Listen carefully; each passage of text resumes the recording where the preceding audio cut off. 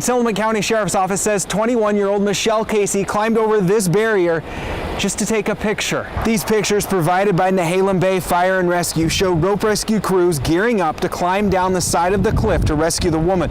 Rescuers say when they finally reached Casey, she was breathing but had life-threatening injuries. A Life Flight helicopter flew her to Legacy Emanuel, where she later died. Hi guys.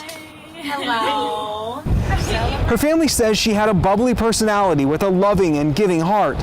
She was a second-degree black belt in karate, an animal lover, and loved being outdoors. The viewpoint where this happened is along Highway 101 near Neahkahnie Mountain, just north of Manzanita. It's a popular spot to stop and look at the ocean views below. But the Sheriff's Office warns that knee-high rock barrier is there for a reason. And with the holiday weekend and summer coming up, crowds will be flocking to the coast. It's a very popular destination. We're just a short drive from the Portland area. It's a great place to visit. It can be very dangerous in areas such as Neahkahnie Mountain. Some of the trailheads that we have just would encourage the public to take a few minutes, just be mindful of the surroundings and pay attention to the warning signs and the barriers. Michelle Casey was a sophomore at Oregon State University working towards a degree in kinesiology because her family says she wanted to help people. She was also an organ donor and able to save 2 lives. Along the Oregon coast, Devin Haskins, KGW News.